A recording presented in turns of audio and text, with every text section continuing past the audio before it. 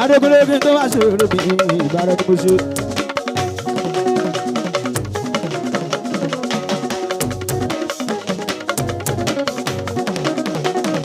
Ìbá wọn kékeré o, ìbá gbàgbá yé, ice.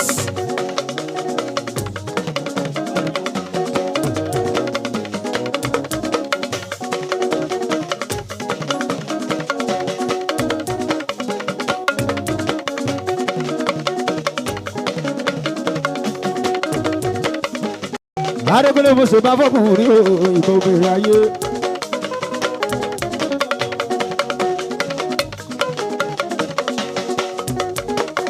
Gbogbo bó ṣe bóyún inú ìbá kàṣẹ́ ẹ̀dì ọmọ alábí.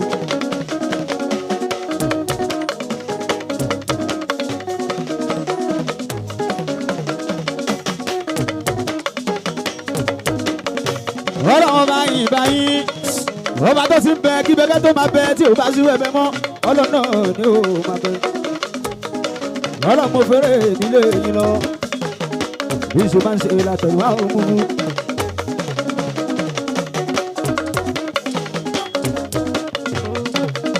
Ìṣe máa ń ṣe látẹ̀yìn wá ó sí ní ọ́bí bẹ̀. Gbogbo owó tí máa ń ṣe ìpadà máa ń fi lọ́lọ́run ọba lọ. Èyí tí mò ń ṣe lọ, ó tún fi ní ẹ lọ. Èyí tó kù lérè tí máa ṣe láyé, ọlọ́pàá fi lé lọ. Máa padà lẹ́yìn ìgbà mi. Àìdé pọ̀.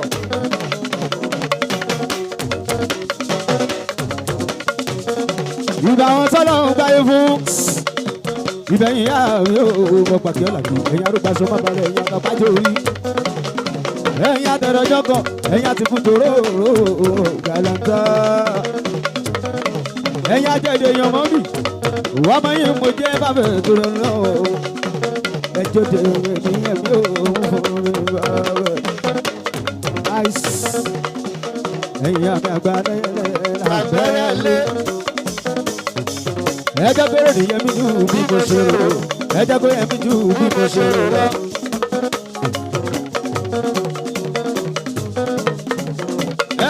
Èyí tí mo bá rẹ̀ kọ́ Adékúnlé àgbàtúmọ̀.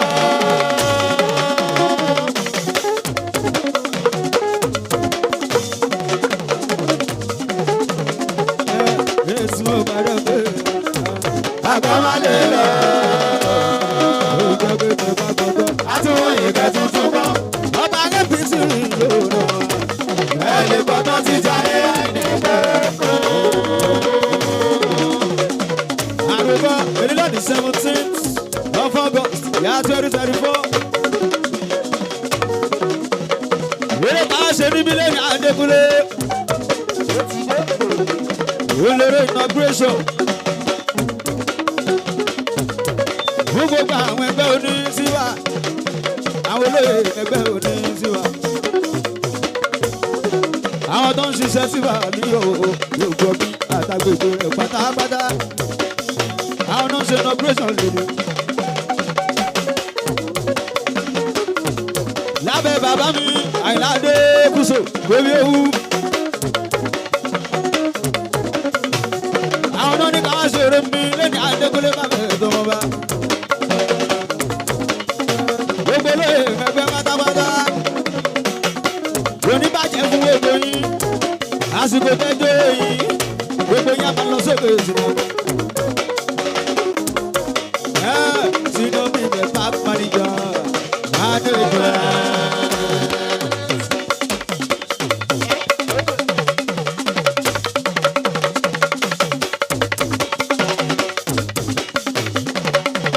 Pack manager, manager.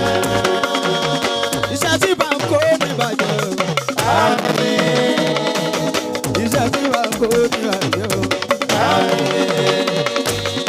Sábà lọ sábà bọ̀ gbogbo wa. Bàbá rírè mú bọ̀ gbogbo wa. Lábẹ́ kan láti kú sórí bàbí Àyìnládé. Wọ́n pariwo kú sóògbé wá dúró. Ṣé ìbámu ní nọ́mbà wá lọ́yọ́ ṣe báwo ní ti pàmpárì? Ó jẹ́ káwọn sókè máa sọ pé dàbí mi kéré. Àwọn tọ̀tẹ̀ bá sọ pé àwọn kò dá mọ́ ọ́rọ́. Irọ́ lọ́sàn ni wọ́n tọ́gbọ́n kí ọ̀tẹ̀ sí ní. Tàbí gbèrágà tó ṣe wọ́n ò bọ̀ láti ilé. Ó jẹ́ káwọn sókè máa jẹ́ pé ọjà rò wẹ́ lọ.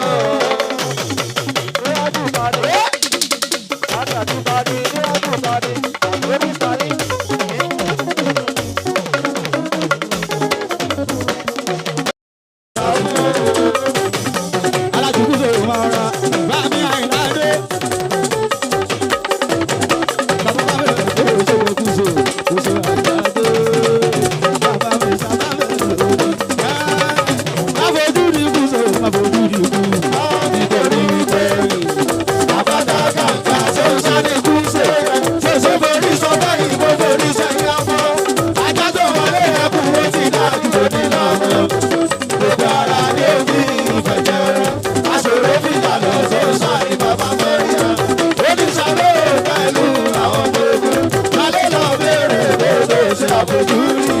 Òrò máa di ẹ̀ tí ó bá ti máa wé. Àwọn bàbá bàbá ẹ̀ ló máa ju ẹ̀ àṣàrò. Alájùkú ṣe wọ́n náwó. Wọ́n náwó tàkùwọ́ lórí ọ̀dọ̀. Ó ṣe wẹ̀gbọ́n bá rẹ̀. Yàrá gbogbo stéèkì ó ṣe jagun. Ọmọ tàlájùkú ṣe wọ́n láìla. Bàbá mi bàbá mi. Ẹ̀dá mi kú ṣe bàbá mi sábà fún.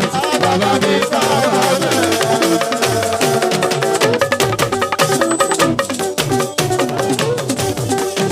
Bàbí àìláde. Àdúrà bàbá mi. Bàbá tèmi àlàbí fún fẹ́lẹ́ rẹ̀ bá fẹ́. Bàbá mi sábà bẹ̀rẹ̀. Lórí fún bàrà mi, lórí tó gbàgbé. Bébí mi, Lórí Mr. Bisi, lórí tó gbàgbé. alẹ́kọ̀ọ́ bébí mi, èèpàlà o, màlámàlú, bàlàbẹ́lẹ́rù wéde, òbí bàbá kan ṣàdé, ṣàdé mi ṣẹ́ṣẹ́ mú, àlàbí lẹ́nu ṣẹ́ mi ò, ló má tó gbàgbá tán. Òkìkí mi yàtọ̀ wájú tí mo wọ́n mọ́dún, wájú tí Jésù Kristi ọmọ àríyá.